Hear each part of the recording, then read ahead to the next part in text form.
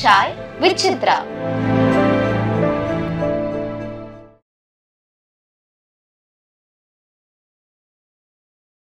எம்ஜிஆரோட பல கதாநாயகிகள் நடிச்சிருக்காங்க.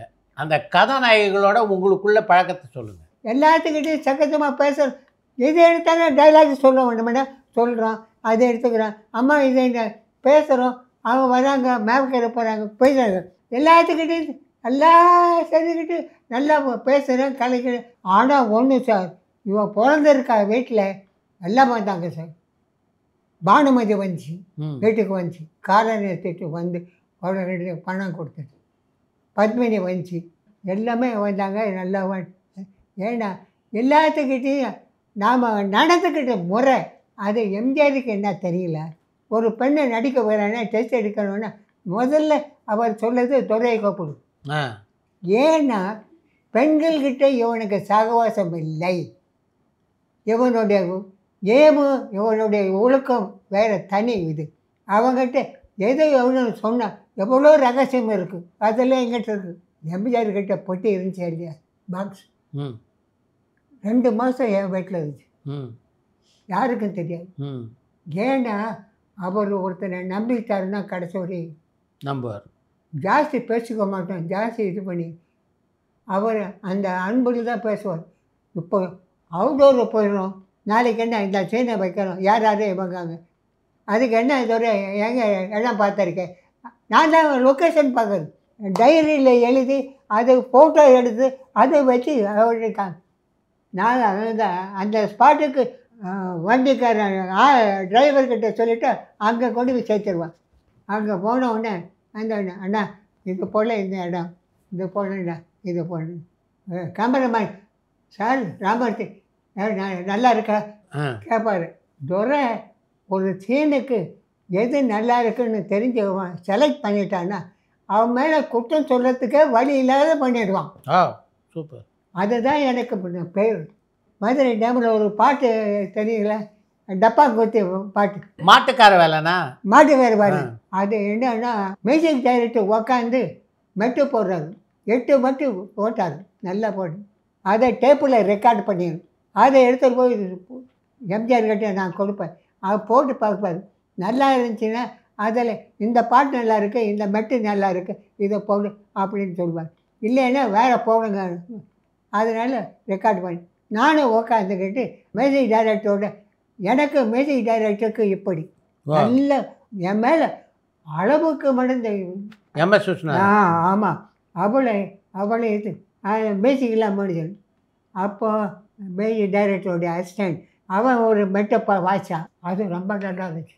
அது நான் சொன்னேன், அண்ணா இது நல்லா இருக்க அப்படின்னேன். ஏய் நீ லோ கிளாஸ்லேயே இரு, இன்னும் மேல் கிளாஸுக்கு வர மாட்டேன் அப்படின்னா. அந்த மெட்டு நல்லா இருக்குண்ணே, அந்த இதுக்கு அது வேண்டாம், அது வேறு வாசிக்கிறேன்னு 8 பாட்டு ரெக்கார்டு பண்ணிடு. அப்புறம் செட்டியார் வந்துட்டார், வந்து உக்காந்த டியூன் போட்டிருக்கோம் அந்த மதுரை பாட்டுக்கு. இன்னொரு பாட்டு என்னமோ தகராறு பண்ணிகிட்டு இருக்கீங்களே, அதை துறைக்கு ஒரு மெட்டு வாய்ச்ச, அது அவனுக்கு பிடிக்குதான். என்ன பாட்டு அவன் இன்னும் அந்த மாலந்தேட்டில் இருந்த ஞாபகத்திலே இருக்கான் அப்படின்னு என்ன கிண்டல் பண்ணுவார்.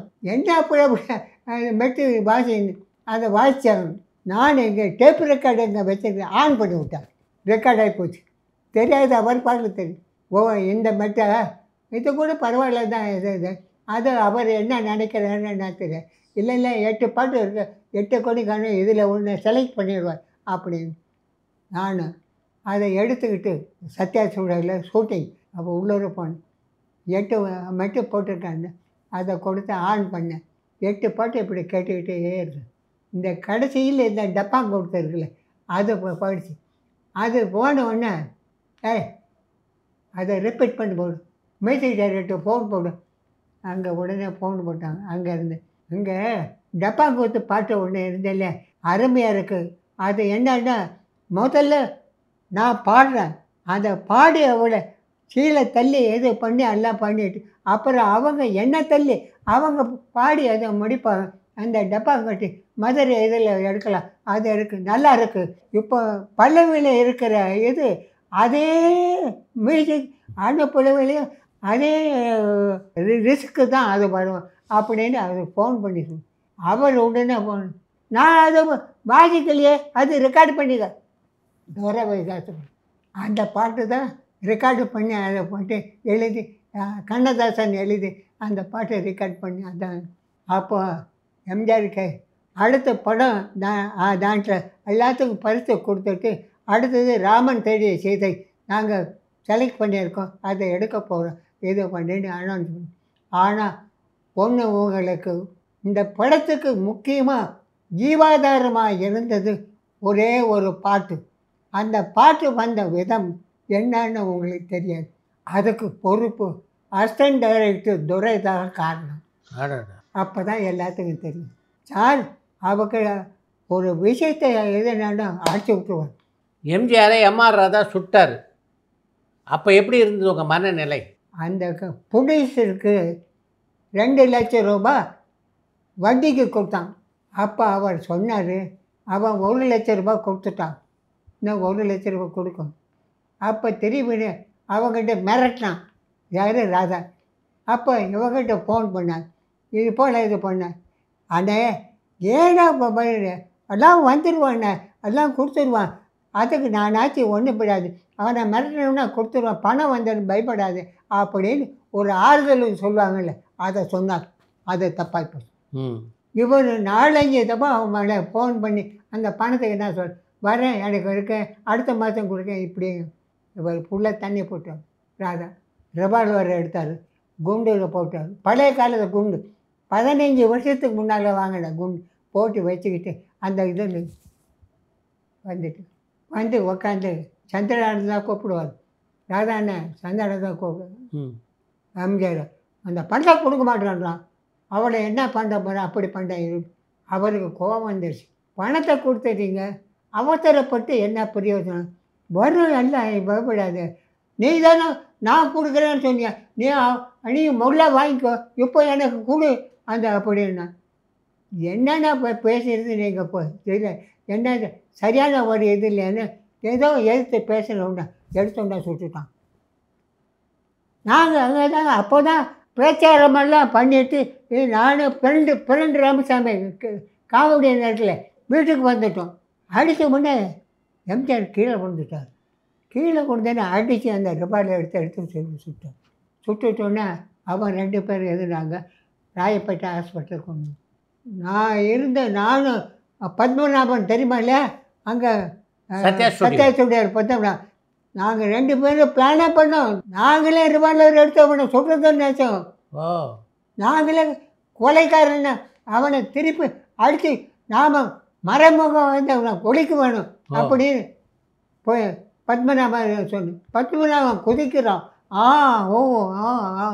ஏன் அதை போல் தெய்வம் கிடைக்கிறது கஷ்டம் ஒரு டப்பிங் எடுப்போம் அவர் அந்த வெத்தலை பாக்கு போட்டுவிட்டு பேசுகிறது தானே வச்சுருப்போம் அதுக்கு இந்த பீடா இருக்குல்ல பீடா அதை வாங்கி 10 பீடா இதில் பொட்டம் கட்டி கீழே வச்சு எடுக்கும் இவர் வந்தார் 11 மணி போயிட்டு எடுத்துகிட்டு இருக்கோம் இதோட பீடா வாங்கியிருக்கானு இருக்குண்ணா அப்படின்னு பார்த்தா பீடா காணும் எடுத்து தின்னுட்டானுங்க ஆனால் வாங்கி வச்சேன் நான் பார்க்கவே இல்லை எடுத்து தின்னுட்டாங்கண்ணா இவங்க பீடாவை அது பாடா போய் சாக்லேட் இருக்குல்ல கார சாக்லேட் அது ஒரு 10 வாங்கி எடுத்து சொல்லு ஆனால் டிரைவர் அனுப்பிச்சு வாங்கி அதை வாயில் போட்டுட்டு அதை எடுத்தோம் தப்புன்னு நினைக்கல அதை மனுஷனை பார்த்தீங்க ஷூட்டிங் நடந்துக்கிட்டு இருக்குது கூட்டம் அதிகமாக இருக்குது கிளவிங்க எல்லாம் வந்துருக்கான் அதில் ஒரு கிளவி கூடையில் களி மீன் குழம்பு வச்சு அவன் இதிலிருந்து தூக்கிட்டு வந்து வச்சு உக்காந்துருக்கு இவர் மத்தியானம் 1:30 மணிக்கு பிரேக் பண்ணோம் உக்காந்தார் இது எடுத்தார் பிளேட் எடுத்தார் அந்த கூடையை தொட்டார் இல்லை நான் நீ இரு எடுத்து வச்சுக்கிட்டாரு சாப்பாடு வச்சுறாரு கறி இந்த மீன் வறுவலை அதெல்லாம் எடுத்து வச்சுக்கிட்டு இவர் தன்றார் அந்த பொம்பளைக்கு எவ்வளோ ஆசை இருந்திருக்கும் அதை வந்து நிராகரித்து இல்லாமல் சாப்பிட்டுட்டு அவ்வளோ சந்தோஷப்படுத்திட்டு 2000 ரூபாய் அவள் கையில் கொடுத்து இது வந்து எதுக்கு சொல்கிறேன்னா நீ 4 புடவை வாங்கிக்கோ ஒரு வருஷத்துக்கு கட்டத்துக்கு 4 புடவை வாங்கிக்கோன்னு 2000 கொடுத்து அவளை நோட்டில் போய் இதில் விட்டுட்டு வர சொல்லி அனுப்பிச்சி வை. அதனால தான் அவள் வந்து நீங்கா புகழில் வந்து அதை அவன் வந்து ஒரு இதில் எடுத்து சொல்லிட்டான். புரட்சி தலைவர் அந்த ஸ்தானத்தை நீ அடைக்க முடியுமா? அதை நிற்க முடியுமா? அவர் செஞ்ச தர்மங்கள் அவர் சொந்த இது அது கணக்கு போட முடியுமா? முடியுமா? எம்ஜிஆரோட நம்பியார், எம்ஆர் ராதா இவங்களோடலாம் பழகிருக்கீங்களா? சாயந்தரம் ஆன உடனே நான் ராயப்பேட்டிலேருந்து வீட்டிலேருந்து நடந்தே போவேன். கூட யாராவது வந்து கூட கட்டிட்டு நம்பியார் வீட்டுக்கு போடுவோம். அங்கே போய் உக்காந்துக்குவோம். அவன் ஒய்ஃபு காஃபி கொடுக்கும், குடிச்சிடும். நாங்கள் ஆதி காலத்தில் கோயம்புத்தூரில் இருக்கும் பச்சிராஜா ஸ்டுடியோ எப்படி இருந்தாங்களோ அதெல்லாம் சொல்ல ஆரம்பிப்பார். நம்பியார் தான் காமெடி காமெடி காமெடி எல்லாம். அதை வந்து 8 மணி 9 மணி வரைக்கும் பேசிகிட்டு இருக்கோம். நம்ம என்ன போல் ஒழுக்கமான ஆளை சினிமாவில் பார்க்கவே முடியாது. அது ஒரு நாள் என்ன பண்ணார் தெரியுங்களா? சத்திய ஸ்டுடியோவில் இவர் எல்லாத்தையும் போட்டு ஜட்டி இருக்குல்ல, ஜட்டி போட்டுட்டு உக்காந்து பேண்ட்டு இந்த பிட் பாயிண்ட் இது போடுவோம். அதுக்காக மேக்கப் போட்டாச்சு. உடனே டைரக்டர் அவர் சீக்கிரமாக வர சொல்லப்பா, எம்ஜிஆர் வந்துட்டார் இதுட்டார், ஷார்ட் ரெடி, லைட்டெல்லாம் ரெடி பண்ணிவிட்டு அப்படின்னு இவன் போய் அங்கே சொல்கிறான். ரெடி ஆகி போட்டா சீக்கிரமாக வர சொல்கிறாங்கண்ணா உங்களுக்குன்னு. உடனே அவர் என்ன சொல்லுவாங்க, ட்ரெஸ் பண்ணிட்டு தான் வந்துடுறேன்னு சொல்லுவாங்க. இவர் அந்த ஜட்டியோடு ஏஞ்சார். ஆஃபீஸில் மேலே ஏறி முதல் செட் இருக்குல்ல சத்தியா ஸ்டுடியோ அங்கே நடந்து வர்றாரு. எல்லாம் பார்த்து என்ன இது என்னாச்சு ஜட்டியோடு இப்படி போய் என்ன உடனே வர சொல்கிறாங்க. நீ எப்படி இருக்க உடனே வர சொல்கிறான். நான் அவன் சொல்கிற வந்து உபயோகம் பண்ணணும் இல்லைன்னா நான் நடிகன் இல்லை. எம்ஜிஆர் பார்த்து ஏன்னா இப்படி கிடைக்கணும், இது என்ன இது பின்ன எதுக்கு எனக்கு என்ன சொல்லி அனுப்பிச்சிங்க கூப்பிட்டு வா என்ன உடனே வர சொன்னார் இல்லையா? சொன்னேன் இல்லையா? ஆமாம் கூட வந்தேன். சரி அவன் சொன்னது தப்பு.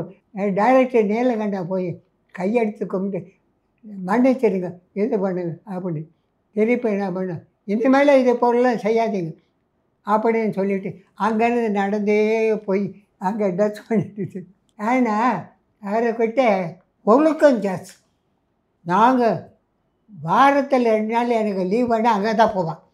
நம்ம என்ன வீட்டில் போய் உக்காந்து ஒன்று சொல்கிறேன் கண்ணுக்கு.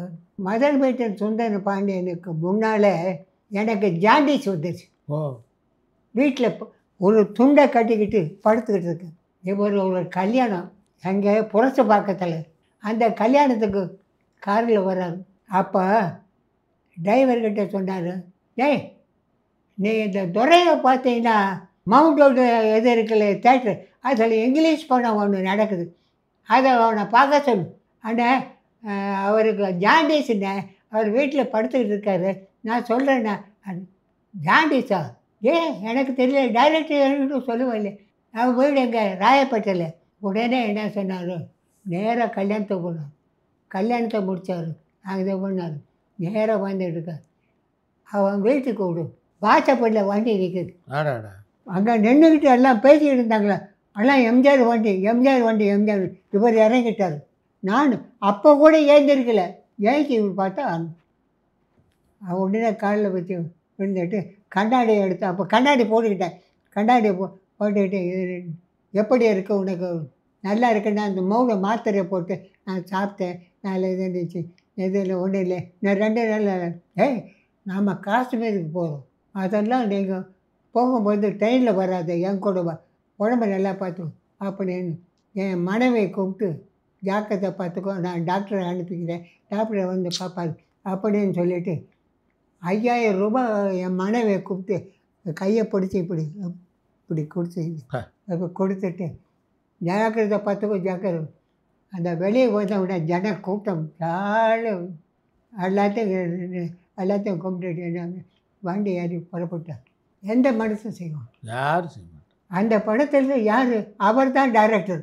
எம்ஜிஆர் டைரக்டர், நான் தான் அசோசியேட் டைரக்டர். படத்துலேயே இருக்குமா டிஆர் துரைராஜ். வேறு ஒரு ஷூட்டிங்கில் வாகினி ஸ்டுடியோவில் அந்த தோட்டம் இருக்குல்ல, அந்த தோட்டத்தில் ஷூட்டிங் நடக்குது. வேறு படத்தை ஒரு கேமராவில் எடுத்து எடுத்துக்கிட்டு இருப்பார்.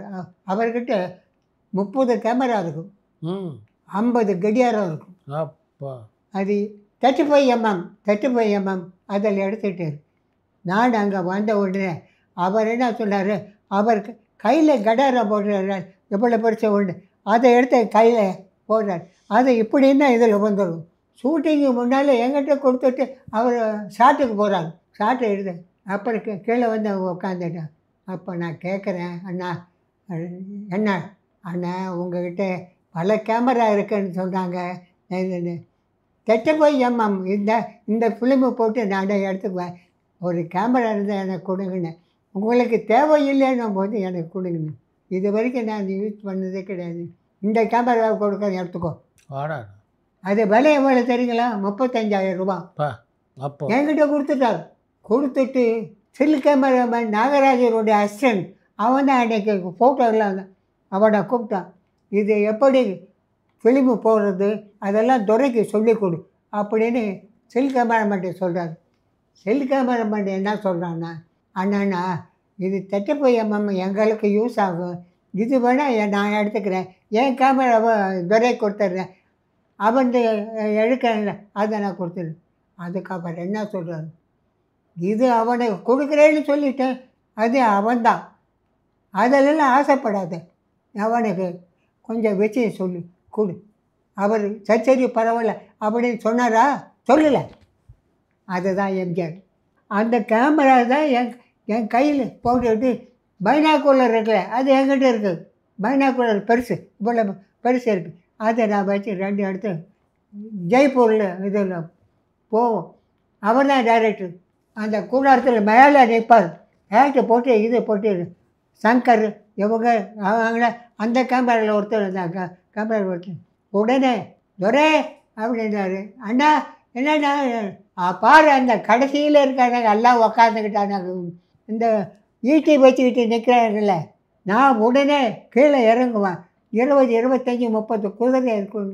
அந்த குதிரையில் ஒரு குதிரை எனக்கு தெரியும், அவனை கீழே இறங்க சொல்லி அதில் நான் ஏறி உடனே எனக்கு நல்ல ஆஸ்திரேலியக்கு தெரியும்.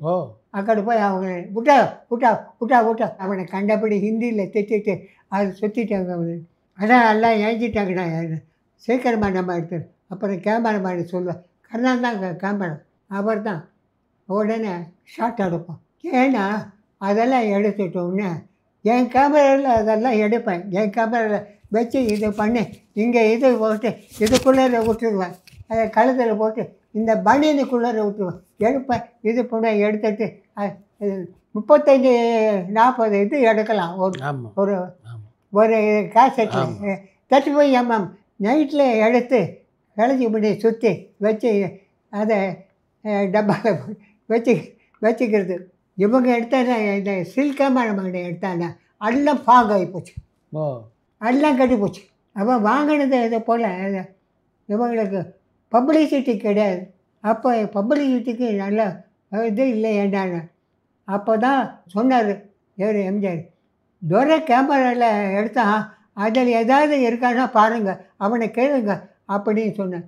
அவர் வந்தார், ப்ரொடக்ஷன் மேனேஜர், உங்கள்கிட்ட இருக்குன்னு எல்லாம் கழுவி சுத்தம் பண்ணி எல்லாம் வச்சுருக்கேன், சுருட்டி கொடுத்தேன். அதில் ஏதாவது உங்களுக்கு என்னென்ன செல்லு வேணுமோ அதை போடுறது நீங்கள் வச்சுக்கோங்க. இந்த பப்ளிசிட்டியில் வந்தாலும் நான் எடுத்தது தான். எம்ஜிஆரோட ஒர்க் பண்ண மாதிரி சிவாஜியோட ஒரு படம் பண்ணீங்கல்ல? ஜெகநாதன் தான் டைரக்டர். சிவாஜி எனக்கு ஒரு தடவை தகராறு வந்துடுச்சு, படம் முடிஞ்சு போய் டப்பிங்கு 8 மணிக்கெல்லாம் வந்துட்டார் சிவாஜி. டேக்கு இது பண்ணுன்னு 1 more அப்படின்னுட்டேன். எம்ஜிஆர் மறைந்த போது எப்படி இருந்தது? ஐயோ சார், பரபரப்பான சினிமா செய்திகள், நட்சத்திரங்களின் பேட்டிகள், சினிமா வரலாறு ஆகியவற்றை பார்க்கவும் படிக்கவும் உங்களுக்கான இணையதளம் tourantalkies.co.